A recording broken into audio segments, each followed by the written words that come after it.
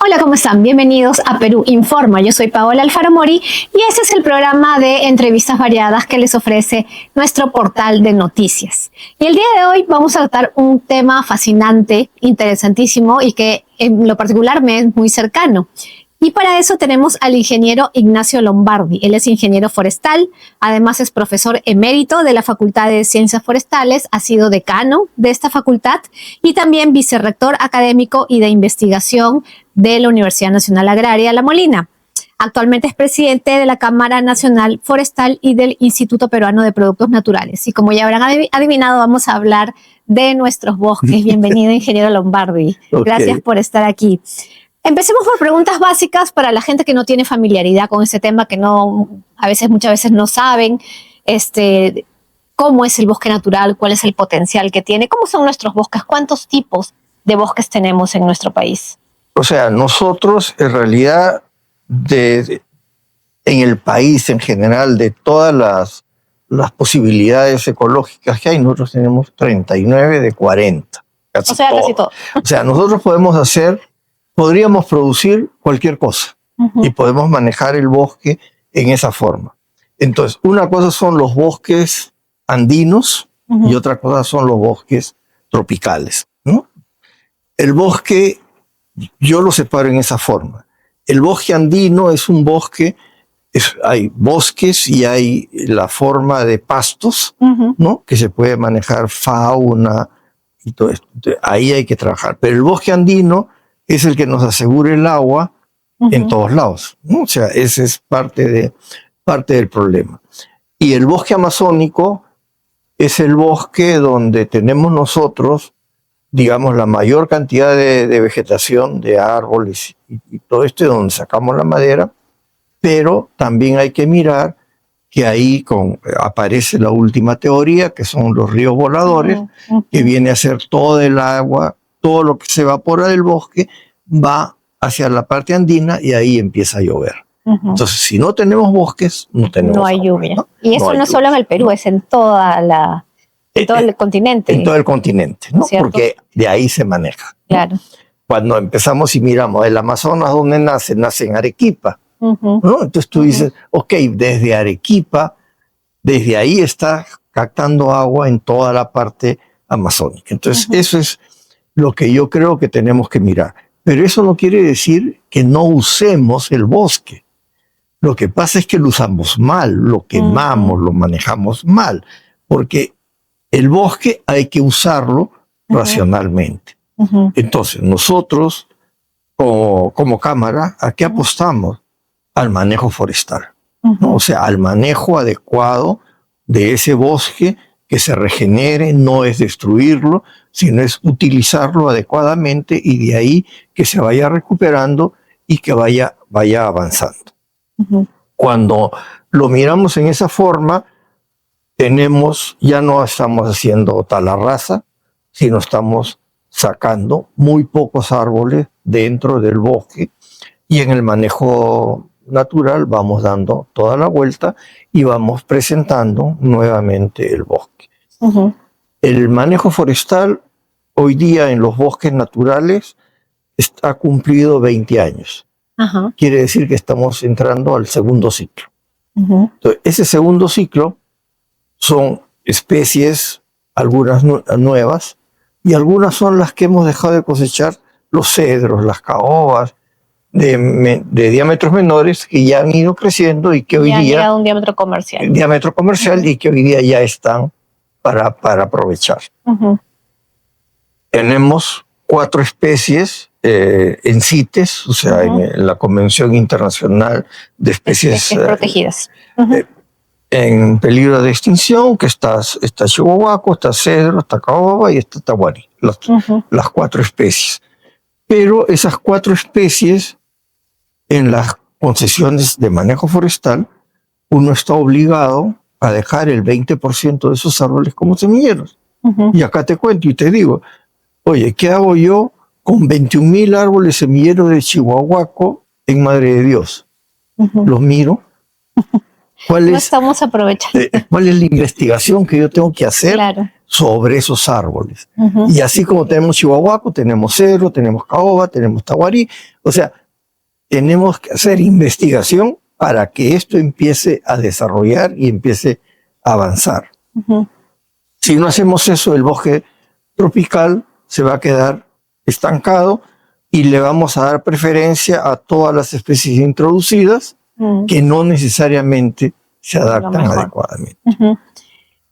Ahí mi propuesta es dos silviculturas: silvicultura de bosques tropicales y silvicultura de plantaciones. El cuidado del bosque, ¿no? O sea, cómo lo cuido, cómo lo llevo, cómo avanza. Técnico. Y eso es una en bosque natural, y el otro es todo lo que es introducción, recuperación de área y todo este tipo de cosas, ¿no? Entonces, lo tenemos que separar ahí para decir qué trabajo con especies nativas y qué trabajo con especies introducidas, ¿no? Entonces, esa es la propuesta, y eso es donde tenemos que ir trabajando para ir construyendo espacios. ¿Y cuál es el potencial que nos puede brindar el bosque a nosotros? Porque, o sea, mucha gente no sabe que más del 50% de nuestro territorio está cubierto por bosques. Somos un país de bosques. Por un lado, el bosque nos da servicios ecosistémicos, de lo que hemos hablado: la regulación del ciclo del agua, la captura de carbono, la estabilización de suelos, etcétera, y muchos otros. Pero por otro lado, es un recurso, es productivo, nos puede dar mucho desarrollo, sobre todo en áreas rurales. Y sin embargo, justo conversábamos, no está incluido con suficiente fuerza en los planes de gobierno que hemos visto en estas últimas elecciones. Entonces, ¿por qué? ¿Por qué el Perú está a veces de espaldas de sus bosques a pesar de todo el potencial? ¿Y cuál es ese potencial que nos podría brindar? El bosque natural, nosotros estamos trabajando solamente con una transformación primera, y no le estamos dando valor agregado a las especies. O sea, aserramos la madera, la dejamos en tablones y ahí está. Eso es lo que... Y así la exportamos. Y así la exportamos, ¿no? En vez de construir cosas con esa madera. Un chihuahuaco. Un chihuahuaco puesto en piso, ¿cuánto valor tiene? Pero no lo hacemos nosotros. Esto se exporta, va a Estados Unidos o va a China, ¿no? Y ahí se utiliza, ¿no? Entonces, eso es cómo se maneja. Pero nosotros exportamos la tabla. No exportamos ningún otro valor. Hay especies de menor valor que pueden ser utilizadas acá en el país, pero nosotros tenemos una competencia hoy día muy fuerte con los tratados de libre comercio, con Chile y con Estados Unidos, donde las maderas de ellos entran sin arancel. Entonces eso se convierte en una competencia muy fuerte, y entonces no desarrolla el bosque. Por ejemplo, podríamos usar bolaina mucho más fuerte, que es una especie que crece muy rápido dentro del bosque, en muy poco tiempo, y que se puede aprovechar y que se usa para una serie de elementos. Y no es como dice la gente: no, esa madera se pica. No, una vez que está seca ya no se pica, ¿no? Entonces, es tratamiento, cómo la tratamos y cómo la ponemos. Pero compite con las especies, los pinos que vienen de Chile y el pino que viene de Estados Unidos. Y además hay que aclarar, en Chile la mayoría de la madera que extraen es proveniente de plantaciones que son homogéneas, además están cerca del puerto, ¿no? En nuestro caso tenemos un bosque heterogéneo totalmente, con muchísimas especies. Por hectárea se sacan que 3, 4 árboles, y eso es mucho, ¿no? Es mucho. Manejando el bosque se sacan muy poquitos árboles porque hay muchísima variedad, y además estamos lejos de los puertos como para sacar la madera. Entonces son realidades diferentes, ¿no es cierto? Son realidades diferentes, y algo que tenemos que mirar el problema ya no es la madera, el problema es el transporte. ¿Cuánto cuesta un flete de Pucallpa a Lima o de Pucallpa al puerto? Ese flete te mata con los otros fletes que están ahí al puerto y que vienen mucho más baratos, ¿no? Entonces, tenemos que mirar fletes. Y yo siempre comparo con el arroz. Nosotros producimos arroz, pero nuestro arroz es más caro que el que viene de Uruguay o el que importamos. Entonces, ¿qué tiene el gobierno? Arancel para todos esos arroces. Por eso es que el arroz nacional se puede mantener, porque tiene como diríamos, como un refugio. Claro, una protección. Que no tiene la madera. Ese es uno. La otra propuesta que estamos trabajando nosotros es, imagínate que tengamos una construcción, un edificio, y que le digan al constructor, si tú usas madera nacional, te voy a dar un bono. Aunque sea pon una puerta de madera en cada departamento. Si cada departamento tiene 5 puertas, eso desarrolla industria. Claro. Que no lo podemos tener ahora. Y el mercado nacional de madera que es muy pequeño. Que es muy pequeño. ¿No? Entonces, y es pequeño por este tipo de cosas. Entonces, nos estamos quedando inclusive en las mismas parihuelas. ¿No? Entonces, ¿cómo construimos eso? Bueno, parihuelas, felizmente hay una empresa en Cajamarca que trabaja parihuelas con los pinos que se plantaron. ¿No? O sea, le da una porque utilidad. Porque ahí sí hay algunas hectáreas de plantaciones forestales, ¿no es cierto? Que tienen muchísimos años. Allá hay 12.000 hectáreas ya listas para producir. Pero el proyecto ahí, lo más gracioso es que el proyecto no era para eso. El proyecto era llegar a 160.000 hectáreas para tener una fábrica de papel en Turpal. Ese era el proyecto. Y al final se quedó en 12.000 hectáreas. ¿No? Entonces, y eso es lo que nos está faltando. ¿Qué visión futura queremos poner cuando yo hago plantación? ¿A dónde quiero llegar? ¿Y qué es lo que yo necesito para que esa industria funcione?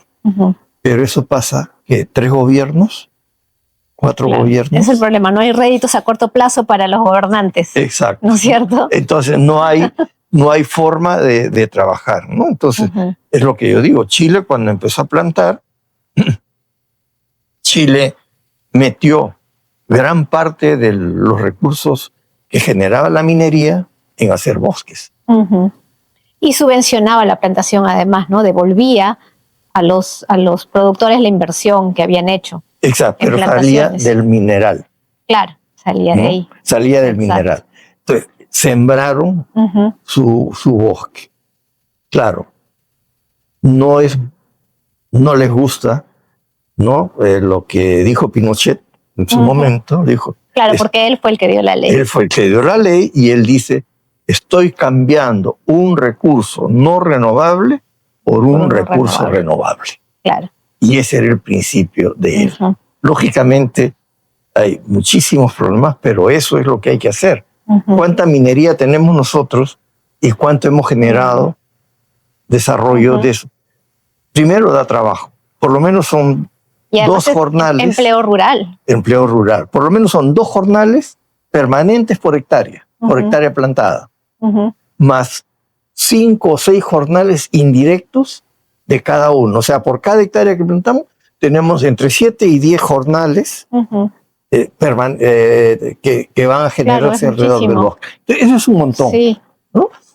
Mientras que minería hoy día empieza a avanzar en tecnología y empieza a reducir personal. Entonces, ahí hay ese tipo de cosas que los gobiernos no lo ven porque no tenemos una política nacional, que es la que estamos proponiendo. Sí, que eso está acá, ¿no es cierto? Una política forestal, pero que existe una política ya oficializada por el gobierno, pero esta es una propuesta de, digamos, los privados, ¿no es cierto? Y que además es valiosísimo que se hayan organizado y hayan presentado una propuesta como esta al gobierno. No sé qué tanto de aquí realmente se habrá tomado para la política, pero generalmente la queja es no participa el sector privado, pero acá hay una prueba de que sí se hace. Sí se hace, o sea, esa propuesta la presentamos, le llegamos.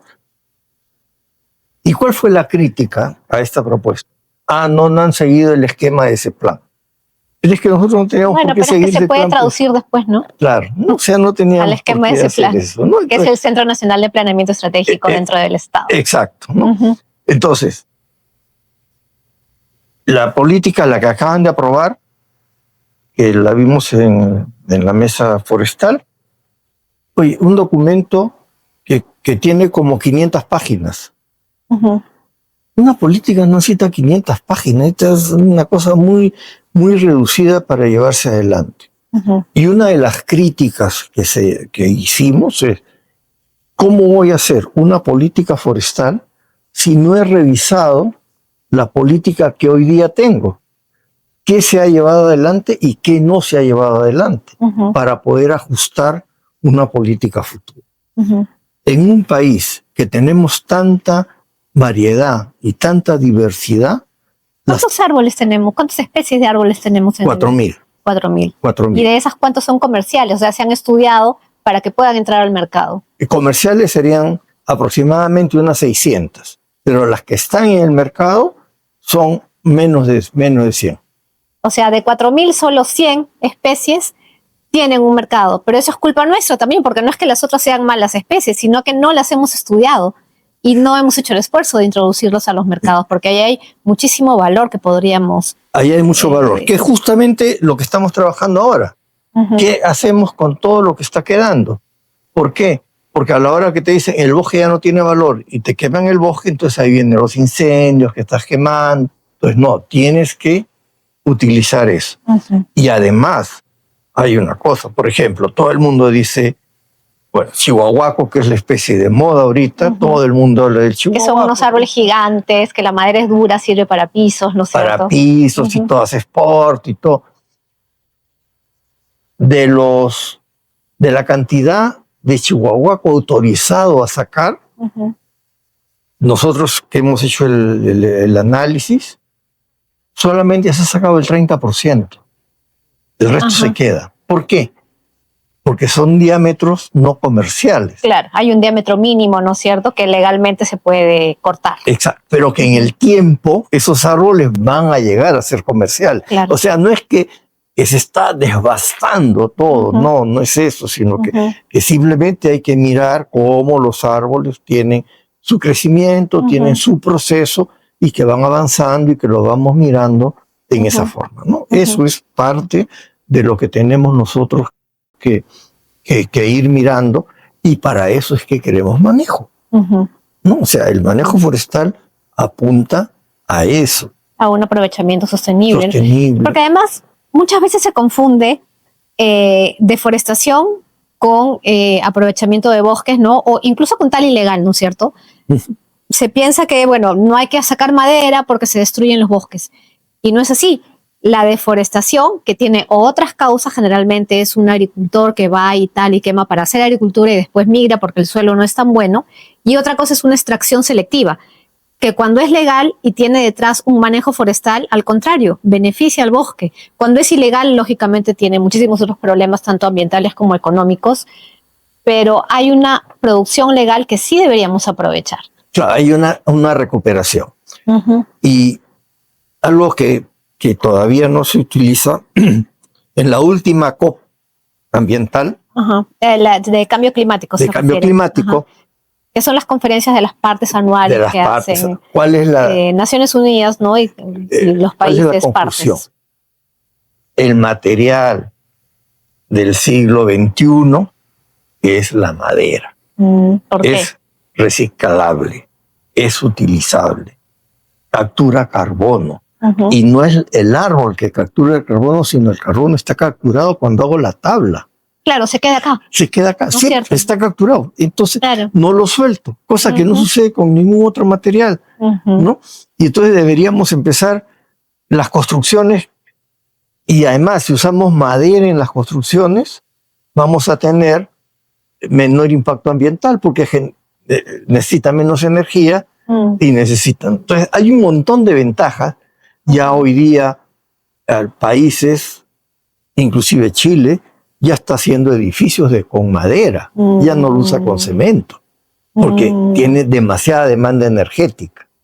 Claro. ¿No? Entonces ellos ya han desarrollado con su madera, con sus plantaciones, hacen, si no me equivoco, ahorita hasta 6 pisos. Ya, mientras que en Europa ya te están haciendo de 20 pisos, una cosa así, ¿no? Pero, pero nosotros tenemos toda esa capacidad también para hacerla, y es más, tenemos variedades de maderas con diferentes densidades que se pueden ir utilizando para diferentes usos. Usos, ¿no?